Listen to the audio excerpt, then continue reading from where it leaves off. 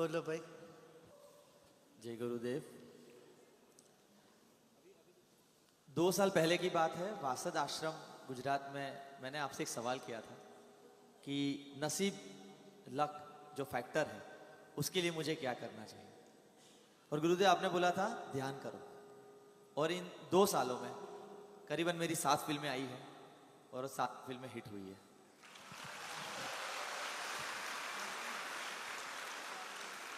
तो मुझे सवाल ये होता है कि जो नसीब है और जो ध्यान है उसके बीच में कनेक्शन क्या है?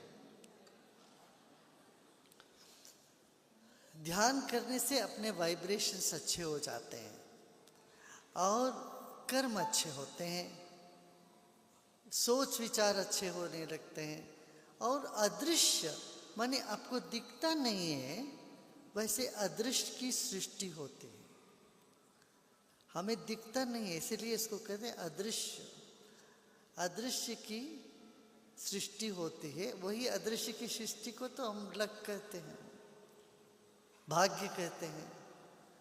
और भाग्य विधाता कौन है? भाग्य विधाता ईश्वर है, और वो ईश्वर से संपर्क ही ध्यान है।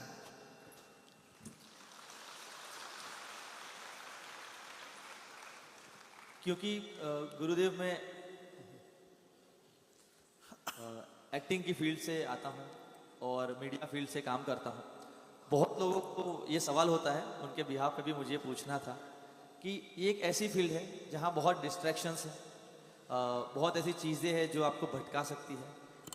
ऐसे मामले में लोगों को अब शादी से डर लगता है, उनका विश्वास नहीं उठता, उनको लगता है कि शादी करनी चाहिए, इतने सारे डिस्ट्रैक्शंस है। तो वो सवाल हमारी इंडस्ट्री में बहुत चलता रहता है, तो उसका क्या किया जाए?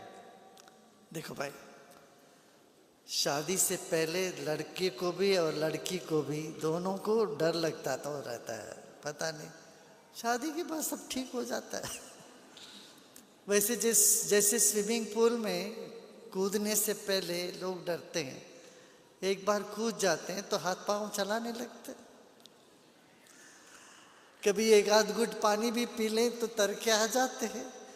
तो जब तक लाइफ गार्ड सामने है तो कूदने के लिए चिंता नहीं करनी चाहिए। ऐसे ही जीवन में 2 मार्ग चुनना चाहिए। या आपको अपना जीवन समाज के लिए समर्पित रखना है तो वो सन्यास का मार्ग। अच्छा, अभी उसके लिए तैयारी नहीं है तो गृहस्थ जीवन। गृहस्थ जीवन में समय पर कर लेना चाहिए।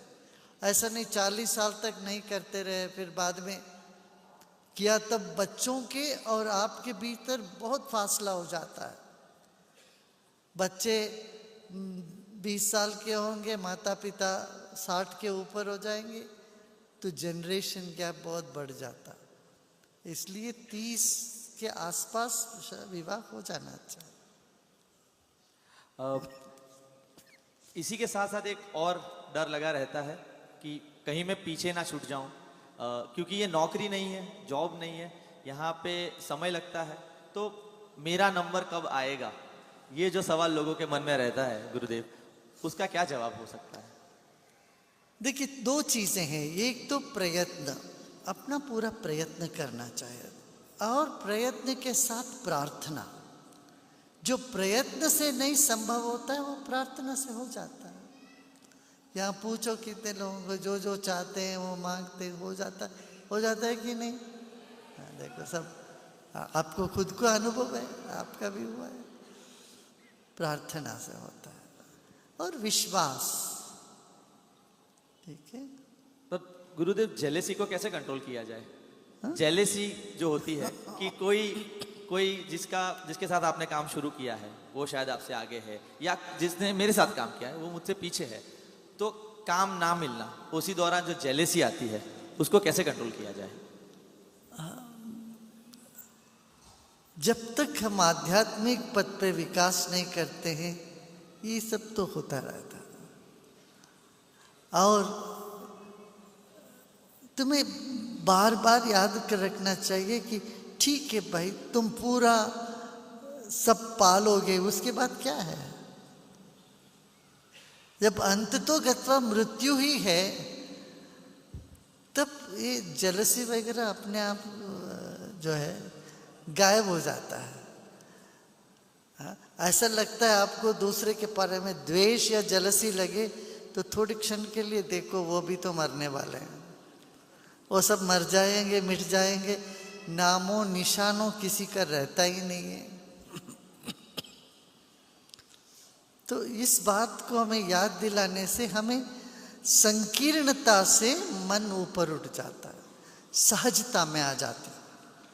मन जो है ना, जब सहज होते हो संकीर्ण नहीं होता, और संकीर्णता में होते हैं तो विशालता और सहजता नहीं होती है। फिर इसीलिए ज्ञान, ध्यान और गान, ये तीनों आवश्यक है जीवन में।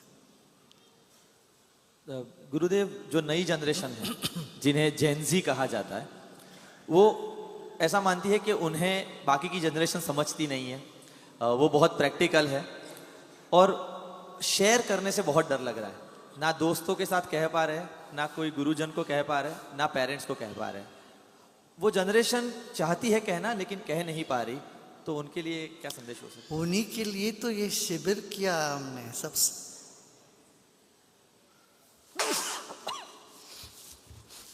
हमने S+ प्रोग्राम जो रखा है जन जी के लिए किया है।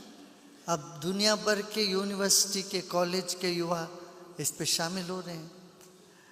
इसमें यही है, उनको अपनी प्रतिभा और उनकी अपनी भूमिका को उजागर करते हैं। तो बच्चे जो झिझक होती है उनके भीतर, जनरेशन गैप होता है, तो ये सब जाता और सहजता से सबसे घुल मिलने लगते हैं और उनके भीतर की जो प्रतिभाएं हैं वो निखर आती है। इसलिए गुरु बहुत आवश्यक है। हमने इतने सारे शिक्षक को तैयार किया, ये सब शिक्षक यही करते हैं। 35,000 शिक्षक देश भर में। आज भी यहाँ काफी शिक्षक आए गांव के प्रदेश में, परभणी से, महाराष्ट्र के, हाँ महाराष्ट्र के अलग अलग जगह से जो युवा टीचर्स आए हैं, ये सब अब बता रहे थे कैसे वहाँ कौन सी जगह, लातूर, जालना, ये सब जगह से वहाँ पर इन लोगों ने काफ़ी युवाओं को जोड़ रहे हैं और उनके परिवर्तन के बारे में बता रहे थे हमको। बहुत आवश्यक है गुरु के साथ जुड़े रहे, क्योंकि गुरु से क्या मिलता है? एक तो ज्ञान रक्षा, फिर कुशलता की वृद्धि, दुख क्षय। आजकल कितना दुख है लोगों के दिल में, मन में, इतना दुख झेलते रहते हैं, तो वो दुख क्षय होता है। सुख आविर्भाव, सुख बिना किसी कारण के सुख की अनुभूति होती है। सर्व संवर्धन, ये सब गुण उनमें उपजने लगता है। इसलिए वो आवश्यक है। आध्यात्मिक पथ पे एक कदम रखना आवश्यक है। एक कदम रखे तो बाकी सब, जैसे वो होता है ना कन्वेयर बेल्ट, उसमें खड़े हो जाओ तो अपने आप ले चलता है, अपने चलता है। गुरुदेव, आपने दुख की बात की। बचपन से सुनते आए हैं कि जिंदगी में 2 चीजें बहुत जरूरी है। एक है हैप्पीनेस, खुशी, और दूसरा है पैसा। इसका बेंचमार्क कहाँ है? कब जाके इंसान को पता चलेगा कि इतना पैसा काफी है और इतनी खुशी काफी है?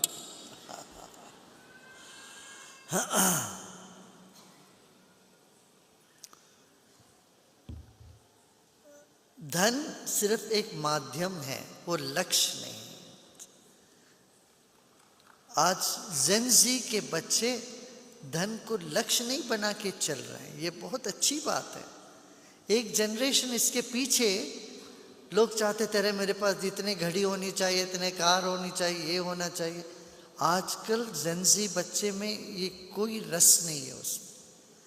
उनमें रस है कि क्या हम करें दुनिया के लिए, क्या समाज के लिए करें। ये बहुत बड़ी चीज है। तो धन माध्यम है, उसका लक्ष्य नहीं बनाना चाहिए। लक्ष्य बना दे तो आदमी डूब गया, फिर सब कुछ चला गया, रिश्ते नाते सब फीके पड़ जाएंगे, माने उन सब से दूर हो जाते हैं लोग। और खुशी जो है, खुशी की तलाश, आध्यात्म की तलाश, जब तक अल्टीमेट हैप्पीनेस नहीं मिलता है वो आदमी रुक नहीं सकता। और अल्टीमेट हैप्पीनेस ये पांचों इंद्रियों से, सेंसेस से नहीं मिलने वाला है, वो अंतर्मुखी होने से ही मिलेगा। इसलिए कहते हैं ना, अंतर्मुखी सदा सुखी, वो बहुत आवश्यक। ठीक है, एक आखिरी सवाल है और कुछ नहीं है। अगर किसी को हर रात सोने से पहले और हर सुबह उठने के बाद खुद से एक बात कहनी है तो वो क्या कहनी चाहिए? मेरा आखिरी देखो, मैं इन चीज़ों में विश्वास नहीं करता हूँ। एक चीज़ जो कोई भूलना नहीं चाहिए, 3 चीज़ जो है रोज करना चाहिए, 5 चीज़ हमको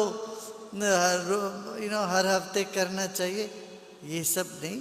सहज रूप से रहे, शुक्रगुजार करो, जब धन्यवाद दो ईश्वर को, और वो भी जबरदस्ती नहीं, सहज ही उठना चाहिए आपके भीतर से।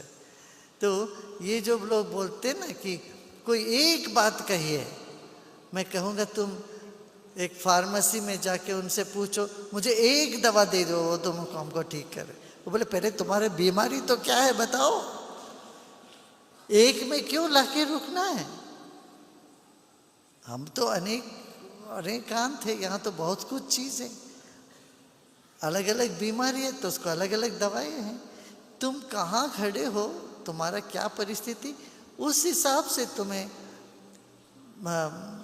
वो जो है ना सलाह दिया जाता है। एक सलाह सबके लिए नहीं होता, वो कोई देता है तो वो मूर्ख ही होता है। थैंक यू गुरुदेव। भाई एक साइज का कुर्ता सबके लिए फिट नहीं होता। ये बताओ, एक साइज का जूता दे दीजिए जो सबको ही पहने, हमेशा पहने नहीं। तुम यदि जंजी की हो, आज की जूता तुम्हें कल नहीं फिट होएगा।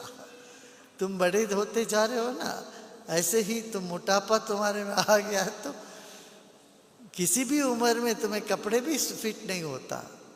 इसलिए ये जो चल पड़ा है ना, ये हमारा भारत का नहीं है, ये विदेशी चीज़ें हम नकली करते हैं उस चीज़ को।